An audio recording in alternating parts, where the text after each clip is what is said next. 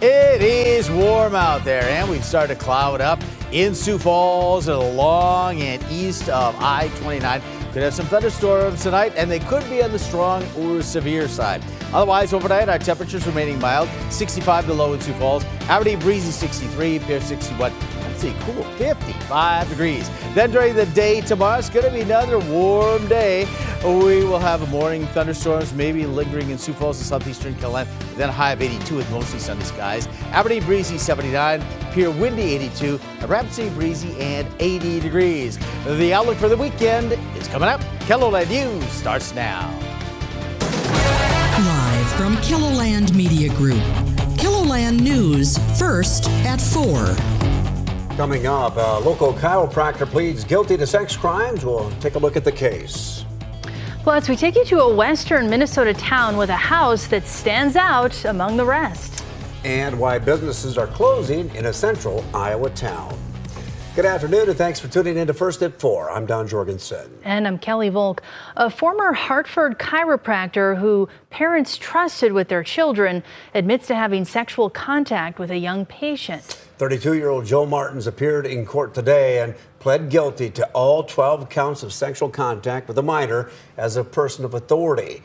As part of a plea deal, 2 rape charges were dropped. We're going to have a closer look at the case tonight on KELOLAND News. Authorities in Cottington County confirmed that they're investigating an incident involving local football players. At this point, the sheriff's office is still gathering information and will not go into the details of the investigation. Officials say that it only involves students from the Henry School District. According to the superintendent, there have been reports of bullying or hazing on one of the district's minibuses. It's a developing story. Stay with KELOLAND News on air and online for updates as they become available. A Brown County man plans to plead guilty to selling fentanyl, which resulted in someone dying. 29-year-old Carlin Millette has signed federal court papers admitting to the crime. In February of last year, Millette and a co-defendant met with the victim and told them the drugs they were buying were Percocet. They were in fact fentanyl. The co-defendant then crushed the pills and snorted them with the victim, who died of a fentanyl overdose. A plea date and sentencing have not been set yet. Millette faces 20 years to life in prison.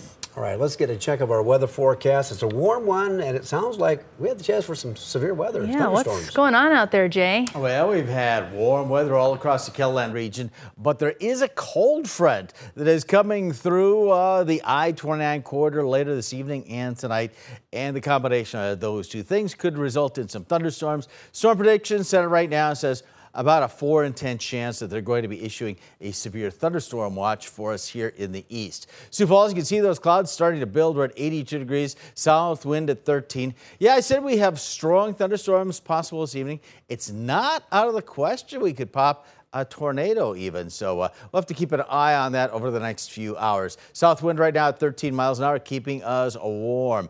Up to the Watertown area, you can see we have better sunshine. South breeze there, 79 degrees. Out toward Pierre in central South Dakota, you have a south wind, 88. And in Rapid City, it is going to be much cooler tonight. Winds will switch to the southwest. It's a little bit breezy, 84 right now. And eventually the winds will wind around and Rapid City will cool off tonight. Now here's a look at the satellite picture. We're looking at those broken clouds in the eastern part of KELOLAND because that's kind of what the situation we look at. We see severe thunderstorm development. Right now, nothing is going on. Nothing is going on. Well, maybe something might be trying to go down toward Beersford. Pretty small right now. But for the moment, pretty quiet. Again, something we'll have to watch as we head on into the evening hours. Here's what we have for temperatures tonight. We'll see lows in the low to mid 60s. Much cooler in western South Dakota in the 50s. And it is that cold front that will produce some thunder. Sioux Falls, we might even see a little thunder remaining into tomorrow morning. But then mostly sunny for most everybody. 82 Sioux Falls, 79 Aberdeen, 82 in Pierre, 80 degrees in Rapid City. The weekend forecast coming up in just a few minutes. Thanks, Jay. Well, in the little town of Arco, Minnesota, which is northeast of Lake Benton, one place definitely stands out from the rest. John Lauritsen with our CBS affiliate in Minneapolis shares the story behind the Rock House and its scenic rock garden. Small towns in rural America often get overlooked. As their population shrinks, their history can fade.